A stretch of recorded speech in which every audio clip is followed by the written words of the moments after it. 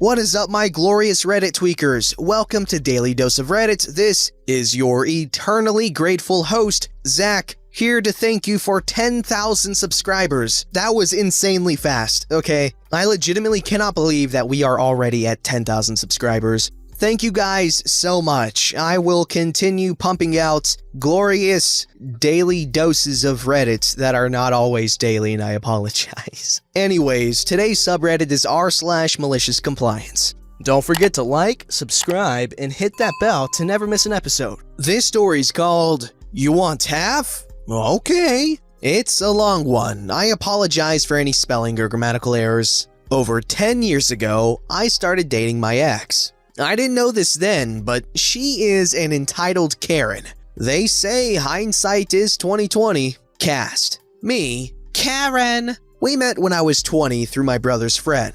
We are both the same age, both from dysfunctional families. I was a seasonal worker, working a variety of seasonal jobs like picking fruit and packing sheds. Hard work, but good pay. Work available 45 weeks of the year. She was between jobs. We met, started dating, and things are going well. After a year, we got a flat together. 6 months later, she begrudgingly landed a job, but quit 1 month in when she found out she was 2 weeks pregnant. At this point, we got a mortgage, and I was working as an apprentice chef, working shifts on apprenticeship wages, 6 days a week, leaving for work between 7 to 9 a.m., getting home between 9 and 11 p.m., depending on how busy we were. I won't lie, it was tough. Our daughter was born. I was told she became pregnant to trap me, but I dismissed it. This is where things changed. I was working 40 to 60 hours a week, coming home to an angry girlfriend and a trashed house. Just to clarify, I don't believe in traditional gender roles. It's not a man's place to work or a woman's place to clean. I believe in a partnership where both parties pull their weight. A typical week for me was working Tuesday to Sunday, then spend Monday cleaning every dirty plate, cup, and pan in the sink, which was every dish I owned. Her week was watching TV and going shopping on Facebook, Tuesday to Thursday, takeaway Friday because we are out of clean dishes, then spend Saturday and Sunday at her sister's. She developed this "the world owes me" complex. Took control of the finances. I wasn't allowed to spend any money, to the point that she would yell at me if I purchased fuel to get to work. The amount of money she wasted on useless crap still makes my blood boil. Fast forward 5 years, things have not changed. I work, clean on my day off, and I'm still explaining why I need to spend money on work-related expenses and fuel. One day, while working, I got a text from her sister, "Emergency, please call me ASAP." I tell the head chef I gotta make a call and head into the storeroom. It was the call I will never forget. "Hi, it's me, Karen's sister. I'm not sure if I should tell you this. Karen's cheating on you." To summarize, 7 different men over 3 years. To make it worse, she was buying them crap with money I earned, redrawing on our mortgage. She even spent $800 on fixing one of their cars. I was livid. I confronted her, most of which she admitted to once finding her family told me. I said I wanted to break up. I changed my banking password, offered her the house, to which she declined, stating she doesn't want the worthless dump. We agreed to 50-50 custody. I spent the next 6 months working, decluttering from years of Karen's impulse spending, and staying strong for my now 5-year-old daughter. My work was understanding and offered to reduce my hours and gave me a pay raise to make sure I'm not too much out of pocket. Karen went on to date and got engaged to one of the guys she cheated with. Number 3, I think. Introducing Bob. Bob was twice her age, working 8 hours a week, trying to find ways to work less. She was still in between jobs. Needing money, Karen calls me stating she wants her half of the house. My country allows 2 years for assets to be divided before they become the sole possession of either party, so she is well within her rights to ask. The conversation went like this. "So I decided I want my half of the house." Okay, I thought you said you wanted none of it." "Well, I changed my mind. Now the house is worth $120,000. By law, I'm entitled to half, which is $60,000, but I'll do you a favor and settle for $20,000. I explained that she is indeed entitled to half the property. She needs to look at the capital amount owed versus the value of the property. The house had an estimated value of $120,000, local government evaluation. We still owed $115,000. Should be less, but she kept withdrawing money from the mortgage and property values dropped that year. I said that by this math, she's entitled to half of $5,000. But I'm willing to give you $5,000, remove your name from the mortgage, and pay a conveyancer to remove your name from the deed. This would cost me $10,000 in total. She would walk away with $5,000, more than she would if we sell right now. I'm worth more than $5,000. My offer is now $30,000. Buy next week or we sell. Cue the malicious compliance. I calmly said, okay, and hung up, letting her think she had won. She had also texted me with the same demand. I booked in to see a lawyer and had a letter drafted. I also met with 2 real estate agents. 1 week later, Karen came around, let herself in.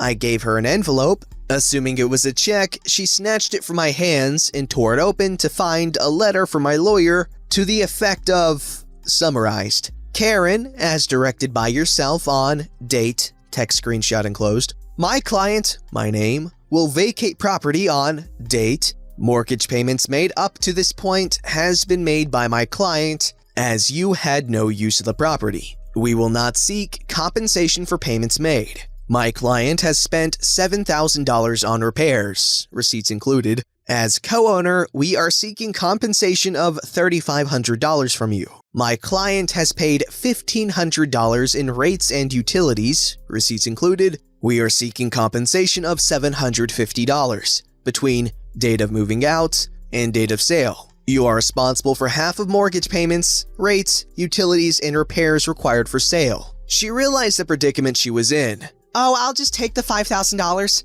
Nah, you told me if I don't give you $30,000 by today, we sell. Oh, I was just kidding. No, you weren't. $4,000. No. $3,000, and I give you something on the side. Wink, wink. Me backing away. No, we're selling. Her yelling again. I can't afford this. You know I'm in between jobs and Bob isn't working much. We need this money for our wedding. Not my problem. I also suggested she speak to real estate agents. I was told that to sell for a profit, we need to spend $2,000, or chances are we're selling for a loss. Both estimated house would sell for $110,000. Her real estate agents have the same evaluation.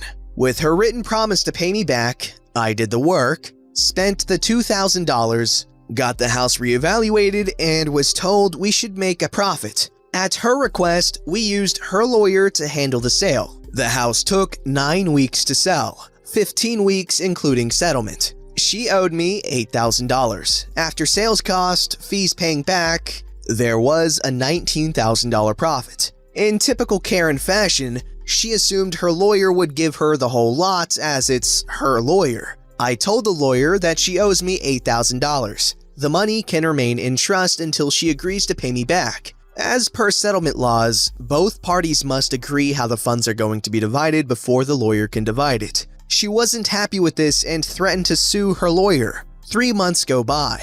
Money is still with her lawyer. I get a call from Karen. Hey, listen, I know things have been awkward. I really need my half of the money. Can we please split it and I'll pay you back $20 a week? No, you get your money after you pay me back. You could pay me out of your settlement. Long pause. Whispers between Karen and presumably Bob. If we agree to pay $7,000 out of our settlement, would you please consider the debt paid? That means you get $2,500. I know, but I'm in real need of this money right now.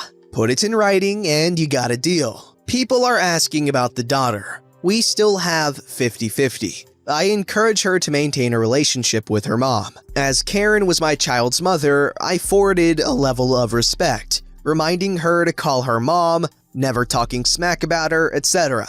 I don't get the same treatment, but I do it for her. Edit 2. We did a DNA test. She is my biological daughter. Honestly though, 5 years of raising her, she was my kid regardless. Edit 3. Thanks for all kind words and upvotes. My dad went through a similar situation with my mom, but he always stayed strong for his kids. He told us to call her, drove us 6 hours to visit her every second month, and never said a bad word against her. She would tell us that he was a vile, horrible man. When Karen and I broke up, he finally told me why they divorced: my mom's infidelity. He didn't do it to hurt her reputation. In fact, he asked me to keep it quiet from my siblings. He told me that no matter what she did, how much she hurt me, I need to see her for what she is: my child's mother. Being 25 years old and hurting, it really put things into perspective for me. Isn't it a great thing when someone older than you offers anecdotal advice?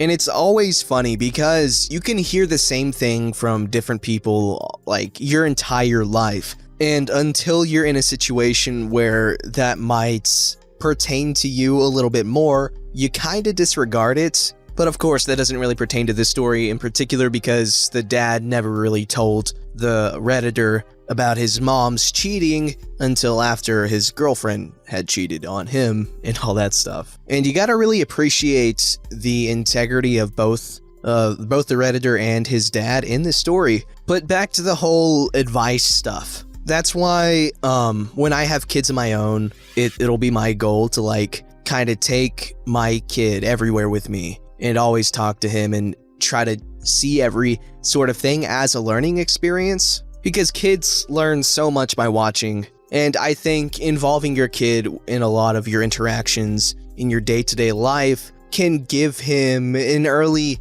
sort of head start on life experience and, you know, how things work and how you might resolve a certain situation, especially if you talk your kid through it, because that allows them to experience it with you. Anyways, that's how I see it, and I see people who have done that sort of thing and they're always really close with their kids, and their kids are usually very independent people, and that's what you want, or at least that's what I want. This story's called, "Oh, I can only come in if I'm on the official schedule?" Alright. Some backstory. I took some time off of uni and I got hired at a big name retail store in a local mall. Been working there for a while now, and school starts up again, so I gave my 2 weeks as a courtesy. My immediate manager says she's sorry to see me go, then asked me to come in on a certain day even though I'm not on the schedule to finish up some inventory. Okay, no problem. Fast forward to yesterday when I arrived at work. I go to clock in, then get an error.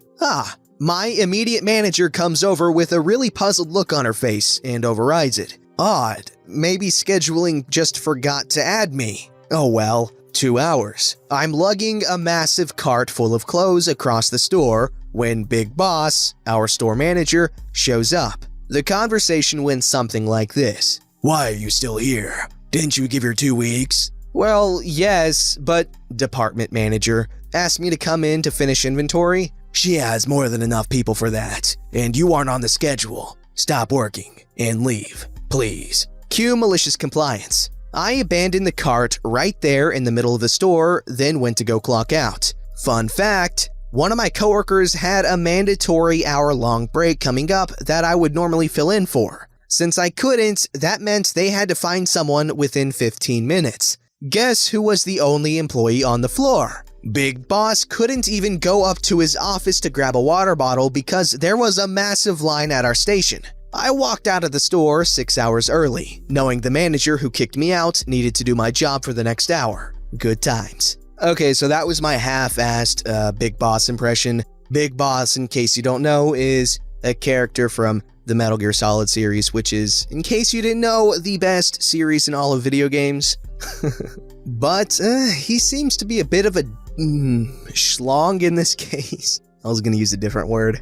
This story's called, "I Know How a Library Operates." Okay, long-time reader, first-time poster, etc, etc. I work in a library, almost done with school to become an actual librarian. Right now, I'm just reference staff. I mainly do shifts at the desk, answering questions, checking out materials, etc. It is very important that if you are scheduled on the desk, you must remain at the desk the entire time, and you must call in backup even if you're just using the bathroom. This is because our cash is in a drawer at the desk along with Wi-Fi hotspots, open computers with patron information, cell phones, both lost and staffs, and an array of other very expensive things that people with sticky fingers may walk away with. My library is in a bad part of town. We have a lot of people who steal either books or computer keyboards, or even just toys from the kids area. Our cash drawer has upwards of $1,000 in it at any given time.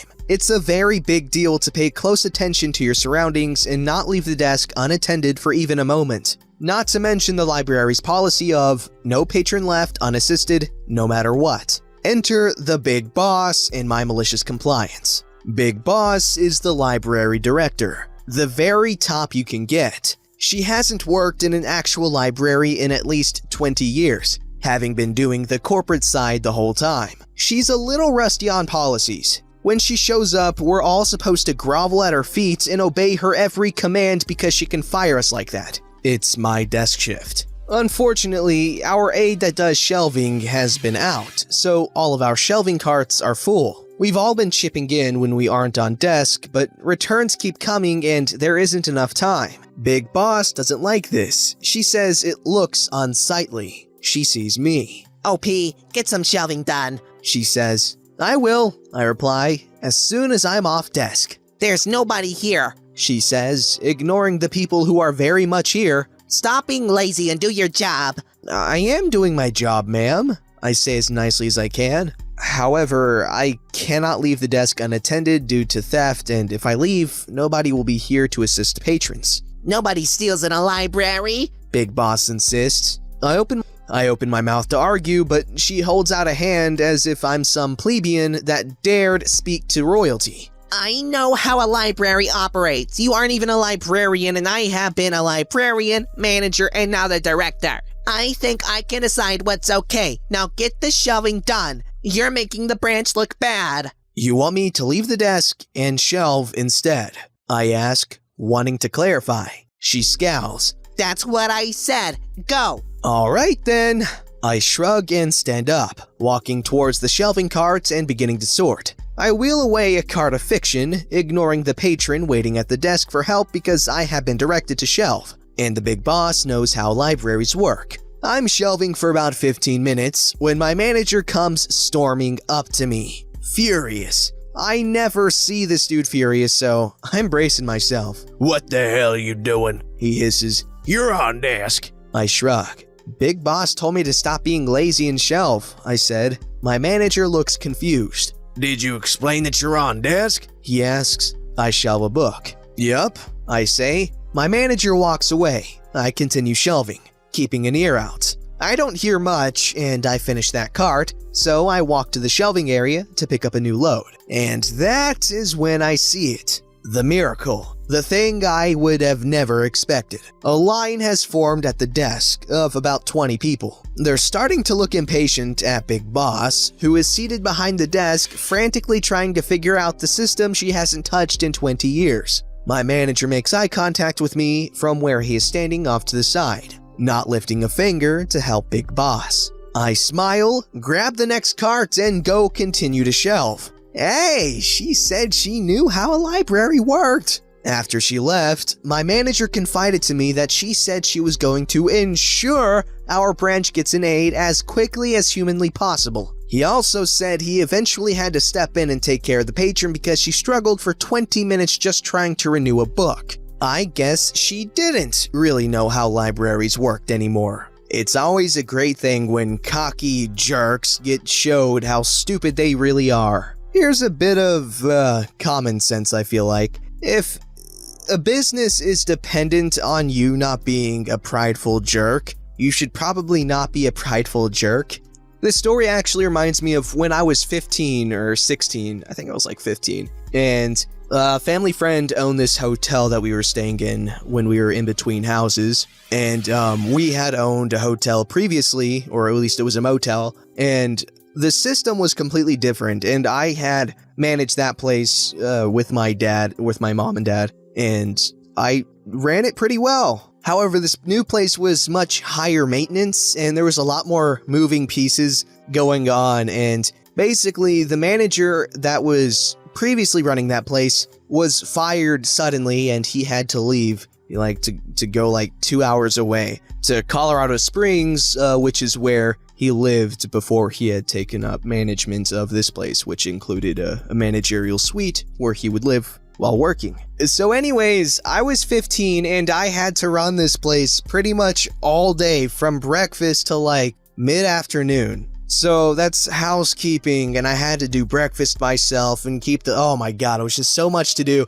And I was panicking the entire time because I had no idea how to do any of it, but I ended up doing an okay job. And I constantly had to be on the phone with like so many different people to try to figure out what the hell to do. Oh, it was horrible. However, as terrifying and stressful as that experience was, it does look pretty sick nasty on a resume to have, been officially the manager of a hotel for a big hotel when you were like 15, so plus I've got references. And if I recall correctly, Big Boss, the name, is reserved for the successor of The Boss. MGS fans, rise up!